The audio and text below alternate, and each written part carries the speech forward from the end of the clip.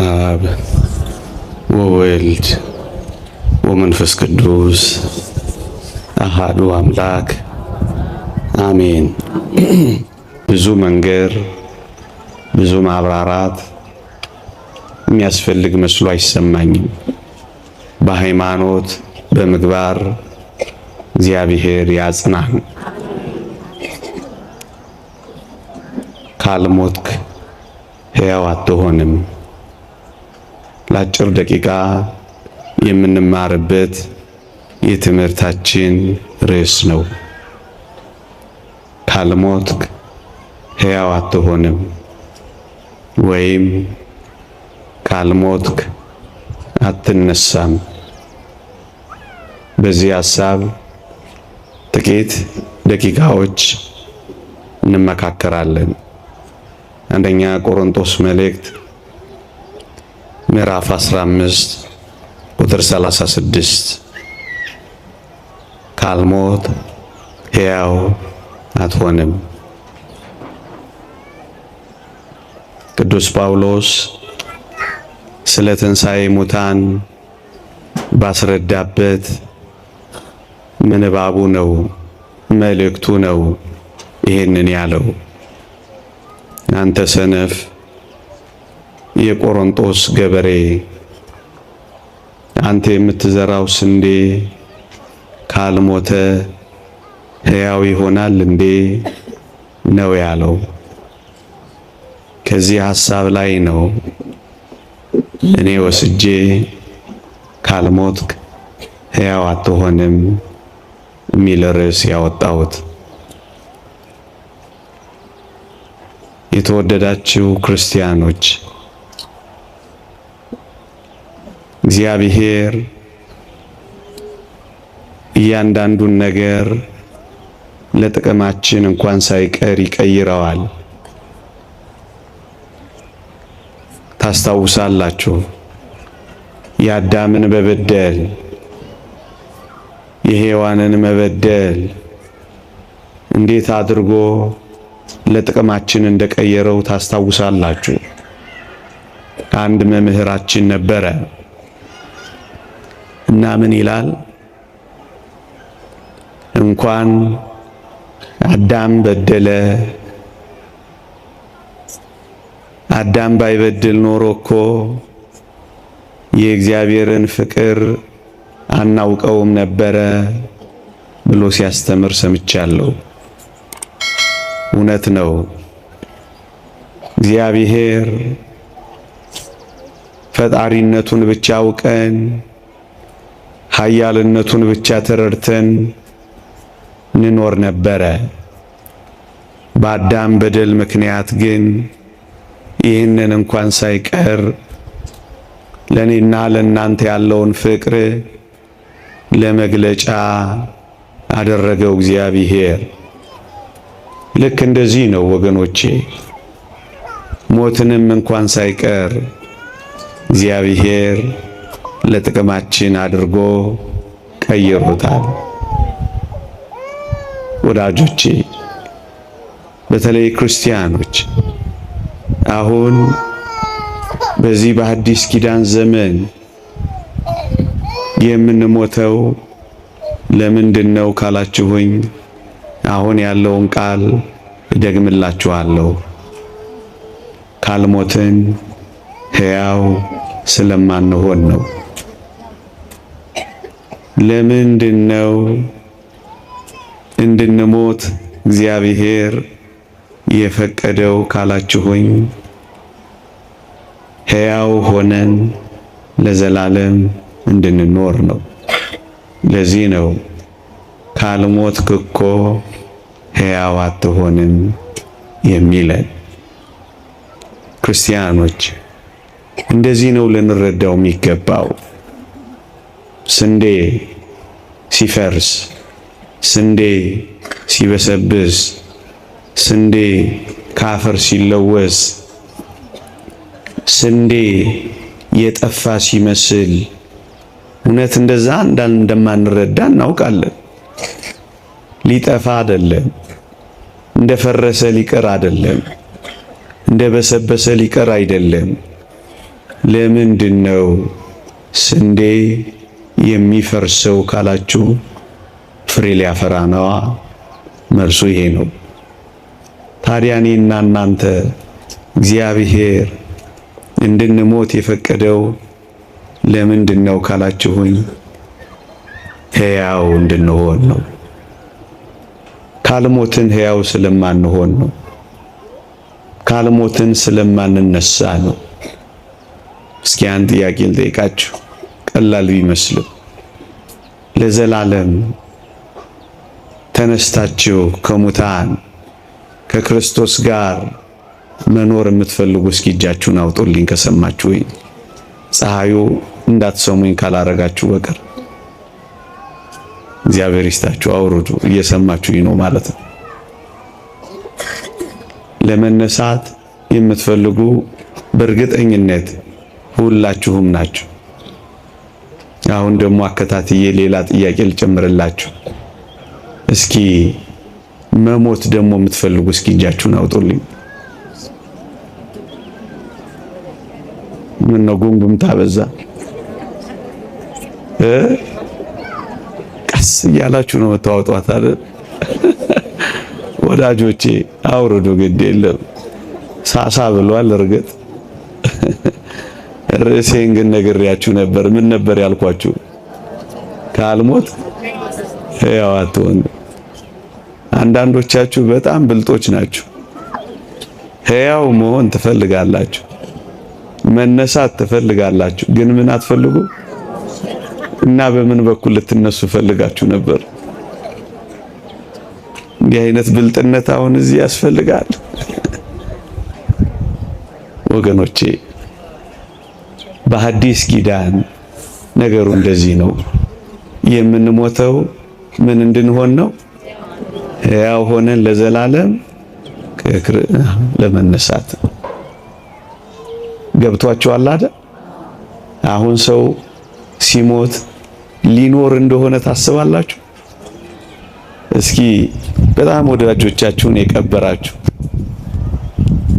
በጣም ውዶቻችሁን በሞት የሸኛችሁ ምን ብላችሁ ነው የምታስቡት? አሁን እንደምነግራችሁ ተረድታችሁ ታውቃላችሁ? ሊኖሩ ነው የሄዱት ነው የምትሉት ወይስ ምንድነው የምትሉት? በቃ አይደለም የምትሉት? ግን እነሱ ምን ሊያደርጉ ነው የሄዱት? ንገሩኝ። ሕያው ለመሆን ሊኖሩ፣ እስኪ ሊኖሩ በሉ። ሊኖሩ ነው የሞቱት። ቆይ አንድ ጥያቄ ልጠይቃችሁ። ድምጼ ይሰማችኋል አይደል? መኖር ማለት ምን ማለት ይመስላችኋል? መብላት፣ መጠጣት፣ መውለድ፣ ማግባት፣ መዳር፣ መኳል። መኖር ማለት መስራት። እስኪ እኔ የምሰጠውን ትርጓሜ ስሙ እና ከተስማማችሁ ትነግሩኛላችሁ። መኖር ማለት ለመሞት መኖር ማለት ነው። ልድገመው፣ እየሰማችሁኝ ነው? ቆይ መኖር ማለት ለመሞት መኖር ማለት ነው። ይስማማችኋል? ባይስማማችሁ እሱ ነው እኮ ይሄ ነው። ቆይ ጥያቄው ቀለል እንዲል አድርገው። ኖረን ኖረን ኖረን ኖረን አግብተን ወልደን ሰርተን ድረን ኩለን ምን እንሆናለን? ስለዚህ የምንኖረው ምን ለመሆን ነው? ተስማምቷችኋል? ባይስማማችሁስ ደግሞ ተስማምቶናል ይላሉ። እውነቱ ይሄ ነው አይደል? ነው አይደል? መኖር ማለት አሁን አዲስ ትርጉም ሰጥቻችኋለሁ። የምንኖረው ምን ለመሆን ነው? ተስማምቷችኋል አይደል? ስለዚህ መሞት ማለትስ ምን ማለት ይመስላችኋል? መኖር ማለት ለመሞት መኖር ከሆነ መሞት ማለትስ ያው ለመኖር በሉት እስኪ። ለመኖር አሁን የምንሞተው ለምንድን ነው? እስኪ ይሄ የገባችሁ ሰዎች እስኪ እጃችሁን አውጡ። ለመኖር ነው የምሞተው የምትሉ ማለት ነው። የምሞተው ሕያው ለመሆን ነው የምትሉ አልገባቸውም አንዳንዶች ማለት ነው። ፀሐዩ ነው። እኔም ግፈኛ ነኝ በዚህ ፀሐይ እጅ አውጡ እጅ አውርዱ እያልኩ። ስለዚህ ካልሞትክ ምን አትልም? ካልሞትን ምን አንሆንም? ለዚህ ነው እግዚአብሔር እንድንሞት ምን ያረው የፈቀደው። ስንዴ ሲፈርስ ሲበሰብስ ፍሬ ሊያፈራ እንደሆነው ሁሉ እኛም እንደዚሁ ነው የምንሞተው ለዘላለም ሕያው ሆነን ለመኖር ነው። ሊቁ ቅዱስ ዮሐንስ አፈወርቅ ይህን በተመለከተ ምን ብሏል? አሁን በሐዲስ ኪዳን የምንሞተው የሚበልጠውን ትንሣኤ ለማግኘት ነው ይላል። እየሰማችሁኝ ነው? እናንተ ግን አንዳንዴ በዚህ በሙሾ በአርጋጅ በአልቃሽ ስታስለቅሱ ግን ትንሽ ችግር እየፈጠራችሁ ነው። ሸሸ፣ ተበላሸ፣ ምንትስ ቅብጥርስ ትላላችሁ ነው አይደለ? ነው ግን እናንተ የምትሉት እንደሱ ነው።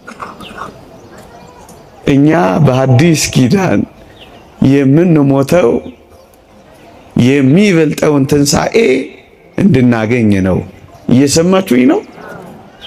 የሚበልጠውን ትንሣኤ ተነስተን ለመኖር ነው የምንሞተው። አሁን የሚሞቱት ሊነሱ ነው። ምን ሊያረጉ ነው? ሊነሱ ነው። ክርስቶስ እንደተነሳ ሊነሱ ነው። ሁለተኛ የተወደዳችሁ ክርስቲያኖች እግዚአብሔር እንድንሞት ለምን የፈቀደ ይመስላችኋል? ወገኖቼ ካልሞትን ሕያው ስለምን ሆነ ብቻ አይደለም። እስኪ ጥያቄ ልጠይቃችሁ። ከክርስቶስ ጋር ለዘላለም መኖር የምትፈልጉ እስኪ እጃችሁን አውጡልኝ። አንዳንዶቻችሁ እግዚአብሔር ይስጣችሁ ሁለት እጃችሁን ሁሉ ነው ያወጣችሁት። እግር ቢፈቀር ኖሮ አንዳንዶች እግርም ይወጡ አይፈቀድም እንጂ ለዛሬ እግዚአብሔር ይስጥልኝ አውርዱ። ከክርስቶስ ጋር መኖር እንፈልጋለን አይደል? ክርስቲያኖች አይደለን? ከክርስቶስ ጋር ለመኖር በምን በኩል ነው ምን ሄደው? በምን በኩል ምን ሄድ ይመስላችኋል? እስኪ እሺ ሌላ ጥያቄ ልጠይቃችሁ። በዚህች ምሽት ብትሞቱ ይሻላችኋል? በዚህች ምሽት የአሜሪካ ቪዛ ባስመጣላችሁ? እሺ ጥያቄውን ልቀይረው። ሁላችሁም አጉተመተማችሁ። ትልልቅ ሰዎች ስላላችሁ እኮ ነው ይሄን ርዕስ የመረጥኩት ለዚህ ማለዳ። ማታ ቢሆን ይሄን ርዕስ አላነሳም። ወጣቶቹ ገርፈው ነው የሚያባርሩኝ። እናንተ ስለምትታገሱኝ ነው።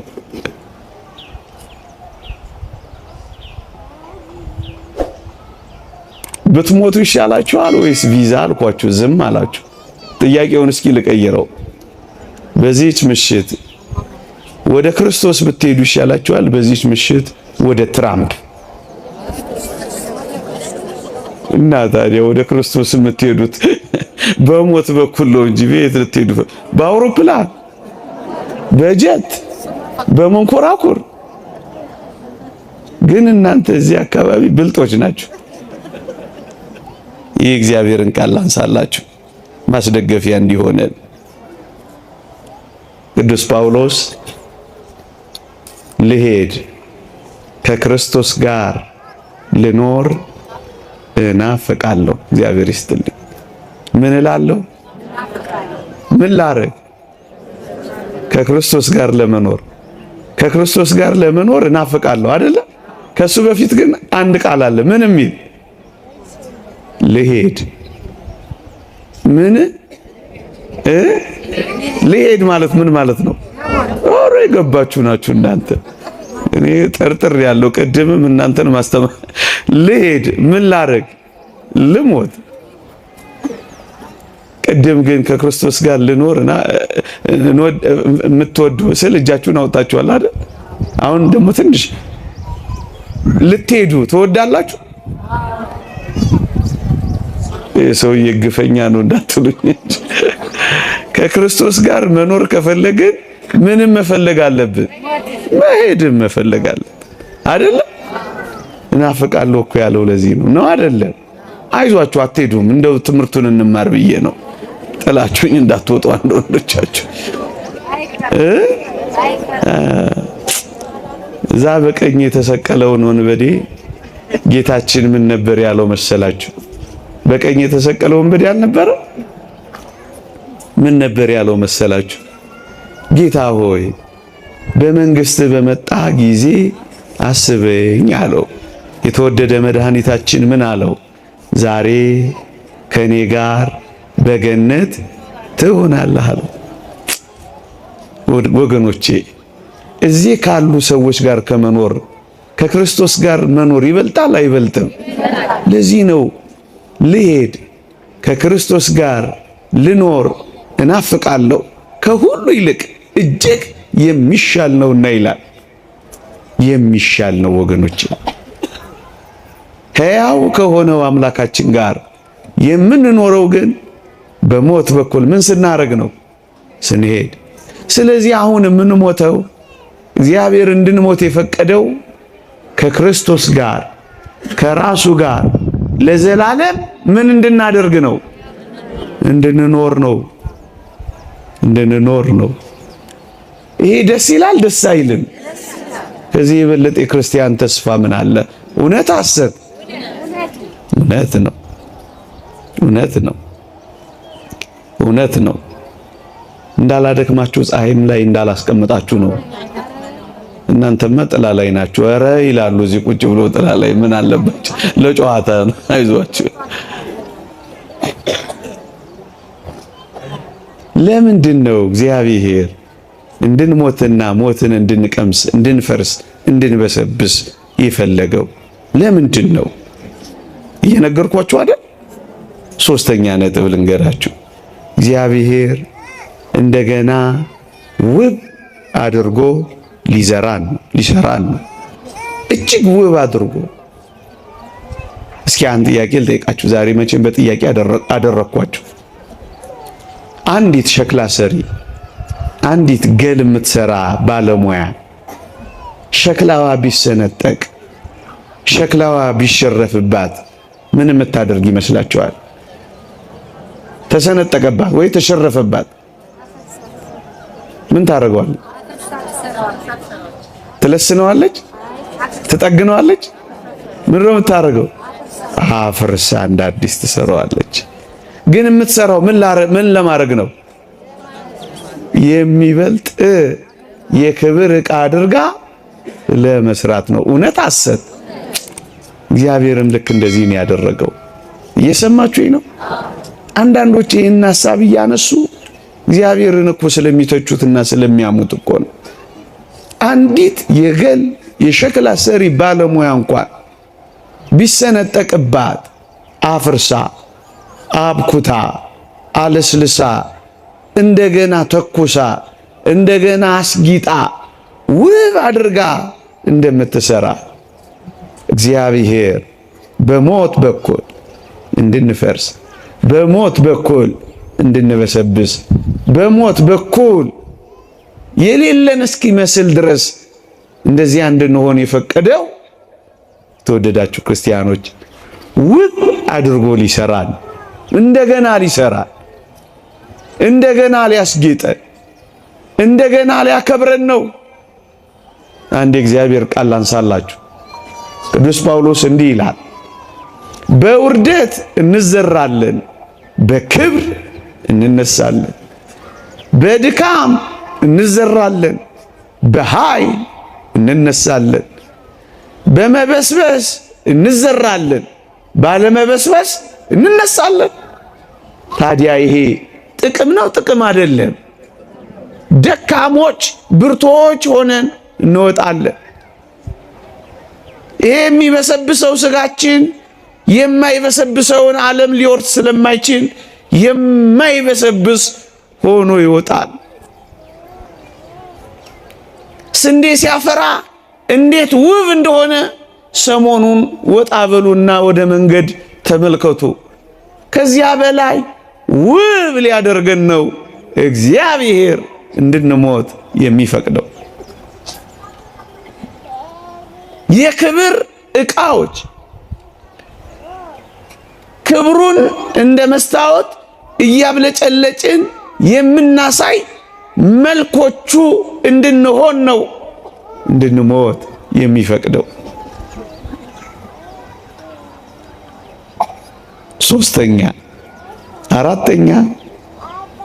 አራተኛ ለምን ፈቀደ እግዚአብሔር? ወገኖቼ አንድ ነገር ልንገራችሁ እስኪ። ይሄ ዓለም የድካም ነው የረፍት ነው? መጀመሪያ እሱ ልጠይቃችሁ። የድካም የረፍት እየሰማችሁኝ ነው? እዚህ ዓለም ላይ ማረፍ አይቻልም። ከሐሳብ መላቀቅ አይቻልም። በብዙ ሐሳብ በብዙ ጭንቀት መኖር። እዚያኛው ዓለም ግን ይሄ የለም። እርፍ ነው የምንለው። ወደዚህ ረፍት ነው። ለምን እግዚአብሔር እንድንሞት ፈቀደ? እዚህ እንዳንኖር ከውዶቻችን ጋር እንዳንቆይ አይደለም፣ እንድናርፍለት ስለሚፈልግ ነው እግዚአብሔር።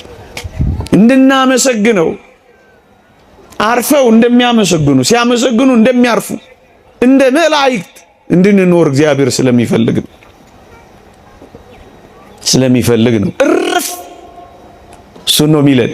በጌታ የሚሞቱ ሙታን ብፁዓን ናቸው፣ ከድካማቸው ያርፉ ዘንድ ስራቸው ይከተላቸዋል ይላል።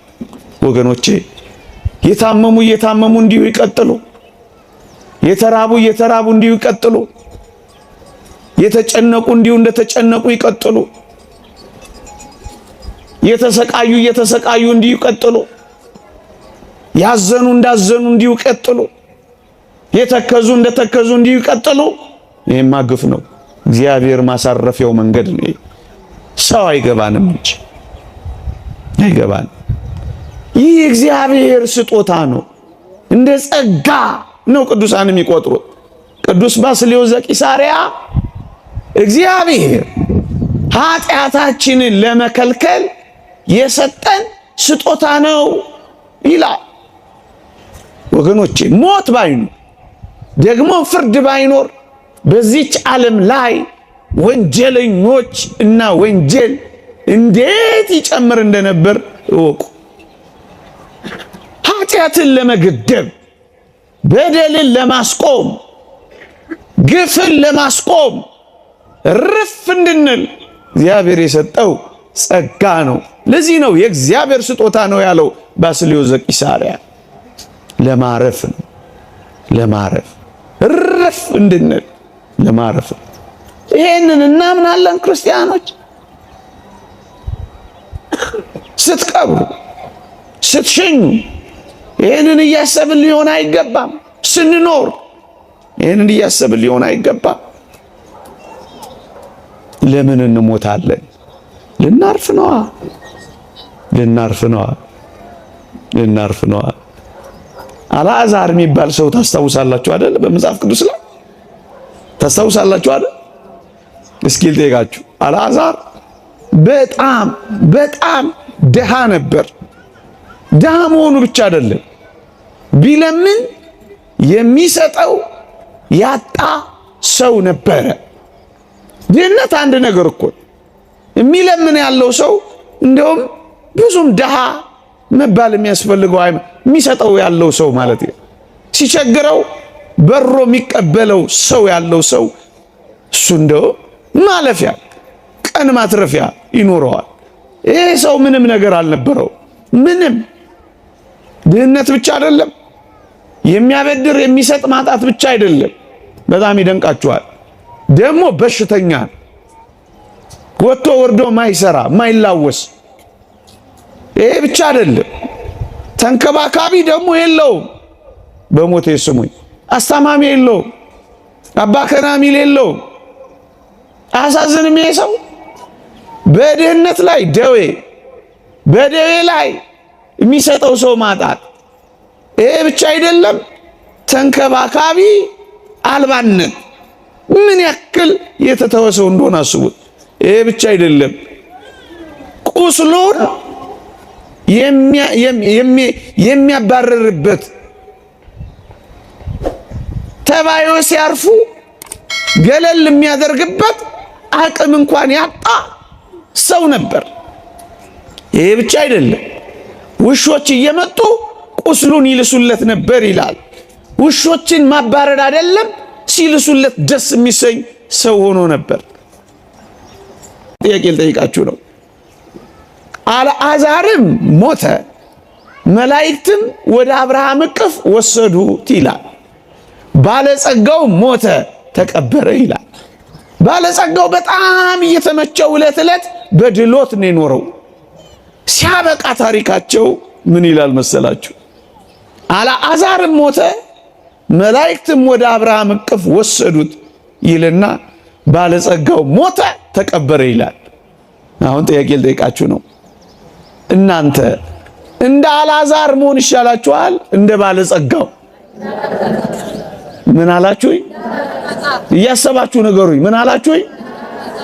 አልዓዛር እኮ ድሃ ነበረ። ድሃ መሆን ይሻላችኋል? ድምጻችሁ ሳሳሳ እንደ አልዓዛር ወይስ እንደ ባለጸጋው ነው? ጎበዞች ናችሁ። ለምን?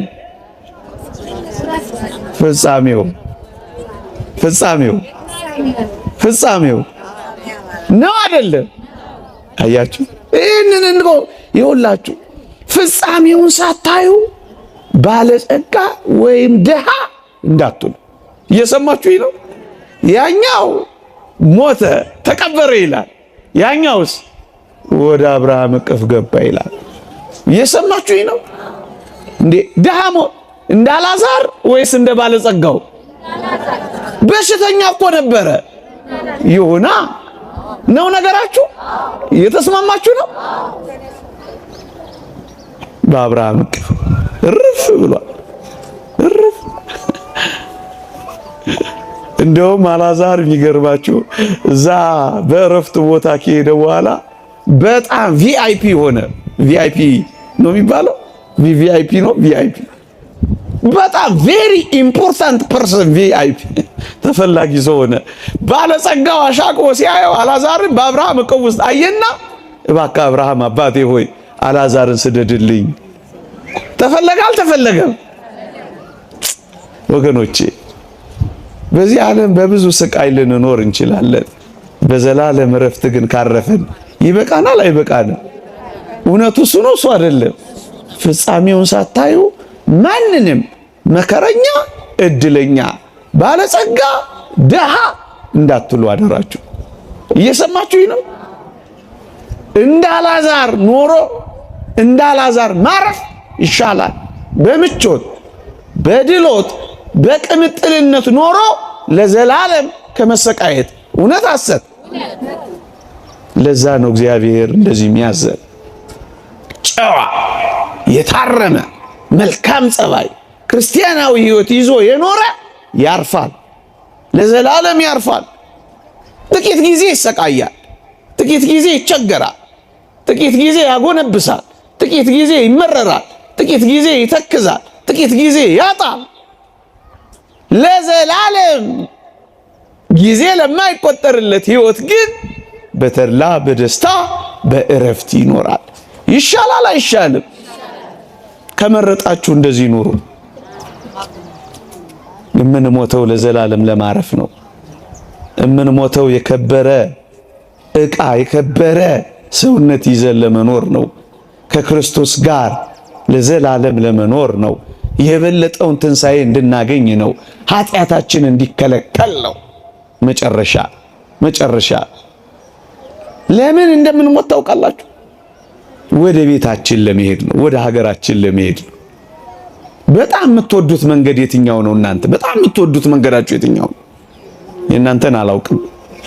ከፀሐዩ ጋር ተደምሮ የኔ ጥያቄ መከራ እንዳያበላችሁ።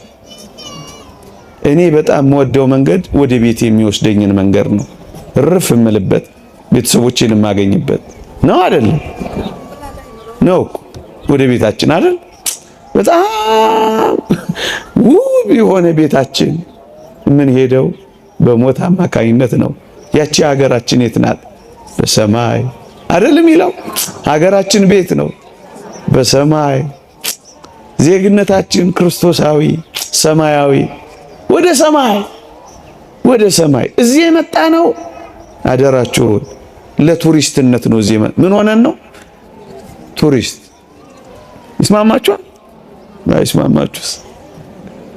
ወደ አንድ ገዳም የገባ አንድ ቱሪስት ገዳሙ ሊጎበኝ ሄዶ አንድ መነኩሴ ቤት ሲገባላችሁ አንዲት ሰሌን መተኛ፣ አንዲት ሳህን መበያ፣ አንዲት ኩባያ መጠጫ ብቻ አገኘ። ደነገጠና ቱሪስቱ አባቴ አቤት ንብረት ዕቃ የት አለ ይለዋል። እኔ አዎ አንተን የት አለ ንብረት? ምንም ንብረት እኮ አይታየኝም አለው። ትንሽ ያስብና ያ መነኮስ ቱሪስቱን እንዲህ ይለዋል፣ ልጄ አቤት ያንተስ ንብረት ለመሆኑ የት አለ? ያንተስ ሀብት የት አለ ይለዋል። አባቴ እኔ እኮ እዚህ ገዳም ቱሪስት ብቻ ነኝ ይለዋል። መነኩሴው ምን አለው? ልጄ እኔም እንዳንተ ነኝ። እዚህ ዓለም ላይ ምን ብቻ ነኝ? ቱሪስት ብቻ ነኝ። ዕቃ ስሰበስብ አልኖርም። ምን ስለሆንኩ? ቱሪስት ነኝ። እየሰማችሁኝ ነው? እንግዶች ነን እያልኳችሁ ነው። እንግዳ የእንግድነት ዘመን ነው። እየሰማችሁኝ ነው? የእንግድነት ዘመን አዲስ ዓመት ስለሆነ ነው እግረ መንገዴን ርዕስ የመረጥኩት። ዘመን ሲጨመርልን፣ ዕቃ ሲዳብርልን፣ ሀብት ሲመጣልን እንዳትረሱ እንግዶች ነን። እንግዳ ወደ ቤቱ ለመሄድ አይደል እየተዘጋጀ የሚኖረው አይደለ? ወደ ሀገሬ ስንቅ ይዤ እመለሳለሁ እያለ አይደል ሀገሩን የሚናፍቀው? እንደሱ ማለት ነው። ስለዚህ ወደ ሀገራችን መሄጃ መንገድ ነው። ለዛ ነው ወደ ሀገራችን ሊሰበስበን ነው የምንሞተው። እየሰማችሁኝ ነው? እንደሱ ነው። አሁን ሞት መልአከ ሞት መጥቶ እንደው ትንሽ ልፈትናችሁና ላብቃ እስኪ። መልአከ ሞት መጥቶ እናቶች እህቶች ብዙ ናችሁ። አንድ 15 ሰው 20 ሰው እንደው ለምን አሳንሰዋለሁ? ልውሰድ ቢል ወንዶች አነስ ትላላችሁ። አንድ 10 ሰው ልውሰድ ቢል መሄድ የምትፈልጉ እስኪ እጃችሁን አውጡ። እዚህ ተጋብዞ መምህር ጋብዘውት ይቅር በሉኝ ጋብዘውት እኔ ሳሎን ያልኳችሁ ተጋብዞ መጥቶ መሄድ የምትፈልጉ ስብከቴ ምንም ፍሬ አላፈራም። በቃ እሰይ ከዋላል አልሰማችሁኝም ማለት ነው ወይስ አላመናችሁኝም ነው? ትንሽ መቆየት ፈልጋችሁ ነው? እግዚአብሔር በነገር ሁሉ ማስተዋልን ይስጣል። ዛሬ አይደለም ግድ የለም ለሁል ጊዜ ግን ይሄን አስቡት እሺ። እንደምትሞቱ ሆናችሁ ኑሩ። እየሰማችሁኝ ነው? እንደምትሞቱ ሆናችሁ ኑሩ። እንደምትኖሩ ሆናችሁ ስሩ። ደግሞ ቤት ገብታችሁ ነገር ዓለሙን እንዳትተውት። ሰምታችሁኛ? እንደምትኖሩ ሆናችሁ ምን በሉ? ስሩ። እንደምትሞቱ ሆናችሁ ምን በሉ? ኑሩ። ናደራችሁን ክርስቲያን በጣም ክርስቲያን የሚሆነው አሁን በተነጋገርነው ሐሳብ ላይ ድል አድራጊ ሲሆን ነው። ሞትን ሲንቅ ነው። ሰማዕታት ሞትን ንቀዋል። መነኮሳት ሞትን ንቀዋል። መናንያን ሞትን ንቀዋል። ቅዱሳን ሞትን ንቀዋል። ለዛ ነው ጨዋ የሆኑት። ለዛ ነው የታረመ ጸባይ የያዙት። ለዛ ነው ክርስቶስን የተከተሉት። የክርስትና ትልቁ ኃይሏ አሁን ያልኳችሁን ነገር በመናቅ ይልቁንም ደስ በመሰኘት ነው።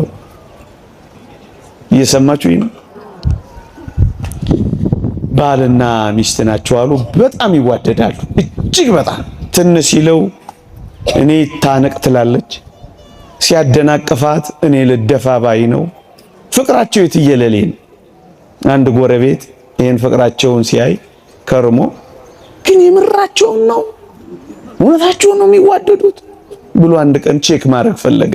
አያድርስባችሁ እንዲህ አይነት ጎረቤት። ጥቁር በጥቁር ለብሶ የተመዘዘ ሰይፍ ይዞ አንድ ቀን በራቸውን በኃይል አንኳኳው። በኃይል ሲንኳኳ እዚህ አዲስ አበባ ነው ታሪኩ የተፈጸመው። በር በኃይል ከተንኳኳ ወይ ቀበሌ ነው ወይ ደንቦች ናቸው መቼም እኛ ሀገር። ሴትዮዋ በራ ወጣ ክፍት ስታደርግ ጥቁር በጥቁር የለበሰ የተመዘዘ ሰይፍ ያዘ ሰው ቆሟል። ደነገጠች። ማን አለችው? እኔ ሞት ነኝ እና ምን ልታረግ እዚህ መጣ አለችው። አይሞቱማ እንዴት ይሞታሉ? የሚሞተው የታመመ ሰው አይደለ? በእኛ ቤት አልጋ ያዘ ሰው። እኛ እኮ ምስኪኖች ነን። ውሻ እንኳን ሲጮህ እዛ መንደር ውስጥ አይ አቶ ገሌ ዛሬ ሊሞቱ ነው። ቤት መዳቢዎች፣ ሟች ቆጣሪዎች። አሁን አንድ ምስኪን ዘፋኝ እኔ ትዝ ይለኛል፣ ማዲንጎ የሚባል አሁንም ይሞት ይመስላል እሱ። ደግሞ እናንተ እንደዚህ እንዳታረጉና እንዳጽፉ ነግሬያለሁ።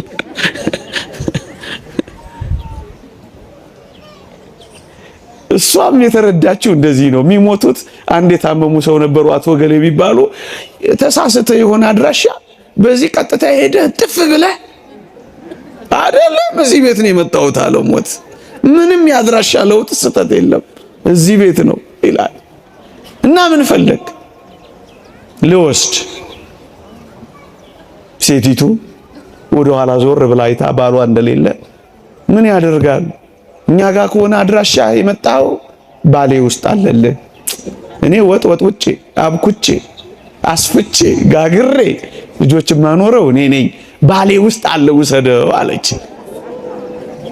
ፍቅራቸውን ሊለካ መጣል አልኳችሁ። እንደሱ ነው ነገሩ። ባል ስትቆይበት ለካ መጥቶ ሰምቷቸው ኖሯል። እኔ አላመጣሁትን ታሰፊዋለሽ፣ እኔ አላመጣሁትን ተወጨውጨዋለሽ፣ እኔ አላመጣሁትን ትሰሪዋለሽ። ጸብ። ከዛ ሴትዮይቱ ፈሊጠኛ ነበረች አሉ። የድሮ ሴት ሳትሆን አትቀርም። እናንተን ማለት አይደለም። በሰላም መውጣት ትፈልጋለሁ። ከዚህ ግን ምን አለች አሉ መሰላችሁ? ለመሆኑ ሞት ወይ? አቤት። ከዚህ ቤት ስንት ነፍስ ነው የምትፈልገው? ትለዋለች። እኔ ከዚህ ቤት የምፈልገው አንድ ነፍስ ነው። አውቆ በደንብ ሲያስጨንቃቸው ምን ያደርጋል? ያሳዝናል። እኔ ጸንሻለሁ፣ 2 ነፍስ ነኝ፣ ባሌን ውሰደው ብላ ለማምለጥ ሞከረች አሉ። እንደዚህ ማምለጥ ይቻላል? አሁን እናንተ ሞት ቢመጣ እየሳቃችሁ ወይስ እያዘናችሁ ትሄዳላችሁ? ለመኖር ከሆነ ከክርስቶስ ጋር ለመኖር ከሆነ እርፍ ለማለት ከሆነ የሚበልጠውን ክብር ለማግኘት ከሆነ ወደ ዘላለም ቤታችን ለመመለስ ከሆነ ልሂድ ማለት የክርስቲያን ወግ ነው። ካልሞትክ ሕያው አትሆንም። ይቆየን። ፀሐይ ላይ ብዙ አቆየዋችሁ።